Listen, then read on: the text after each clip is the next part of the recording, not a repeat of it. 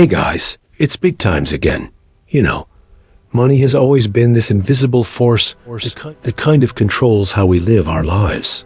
We wake up, work, hustle, save, spend, borrow, invest, and then repeat the whole cycle, again, all centered around money.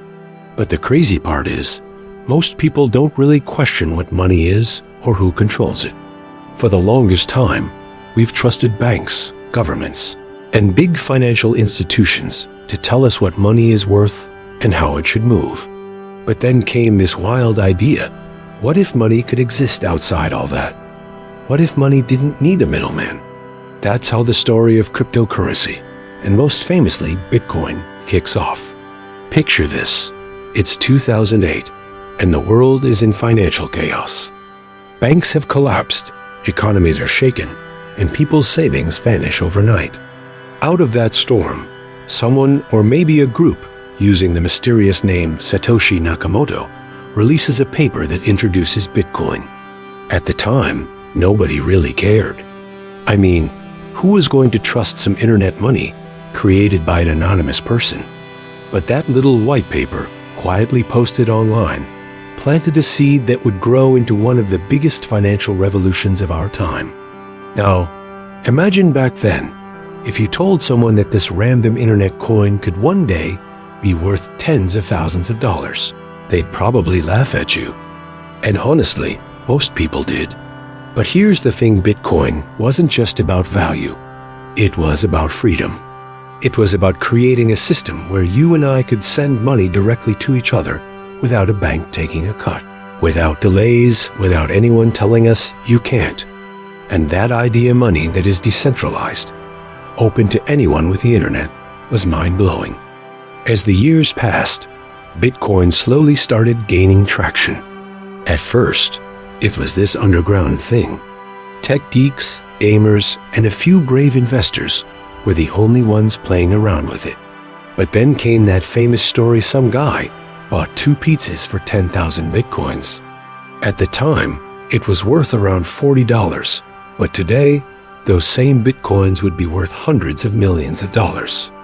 It's kind of funny and sad at the same time, but it also shows how nobody really knew what was coming. And that's the beauty of this story.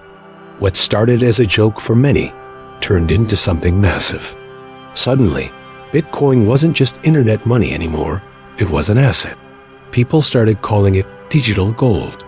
Investors, hedge funds, even billionaires like Elon Musk started talking about it.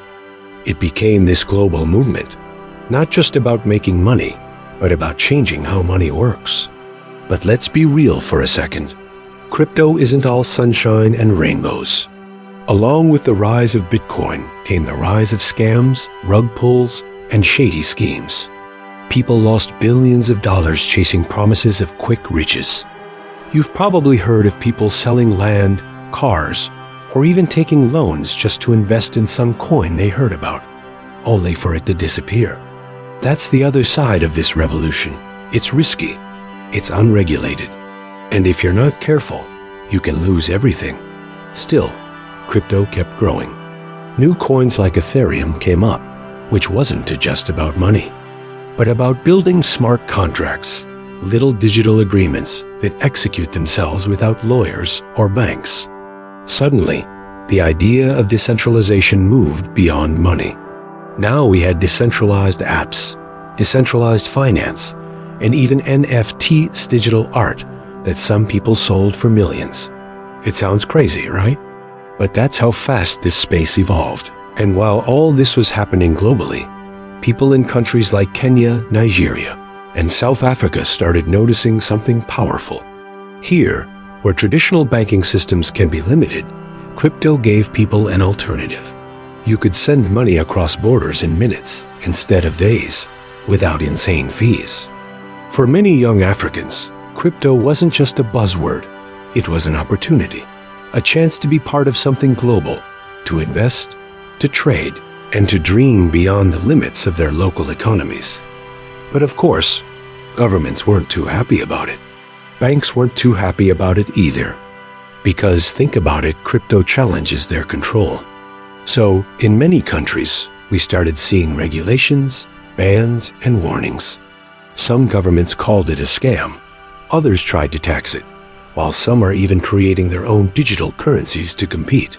It's like this constant tug of war between the old world of money and this new digital frontier. And here's where it gets interesting. For every person who says crypto is a bubble, there's someone else saying, this is the future. For every crash where Bitcoin loses half its value overnight, there's a rally where it doubles again. It's unpredictable, it's wild, and maybe that's why so many people are drawn to it. It's not just about investing, it's about being part of something bigger, something that feels like history unfolding right in front of us. Now, if we look at what's coming, the future of crypto is still uncertain. On one hand, we might see more adoption, businesses accepting Bitcoin, governments recognizing it, and technology making it easier for everyday people to use. On the other hand, we might see more regulation, more control, and maybe even more scams. It's like we're standing on the edge of something massive, but we don't know if it is going to be the best thing ever or the biggest disaster. But one thing is clear. Cryptocurrencies have already changed the way we think about money. They've forced people to ask questions they never asked before. Why do we trust banks? Why do we accept inflation as normal? Why can't money just be digital, borderless, and free? Whether you love crypto or hate it, you can't ignore it anymore. And that's what makes this revolution so fascinating. It's not just about the coins or the charts or the profits. It's about people. It's about you and me, ordinary people, taking part in rewriting the rules of money. Sure, it's messy, it's risky, and it's far from perfect, but revolutions have never been clean. So as we watch Bitcoin, Ethereum, and countless other cryptocurrencies rise and fall, one thing is for sure, the story isn't over. In fact, it's just getting started. And who knows, maybe in 10 or 20 years, we'll look back and laugh at how early we were in all of this. Or maybe we'll say, wow, remember when people thought crypto was the future? Either way, we're living in one of the most exciting chapters in the history of money.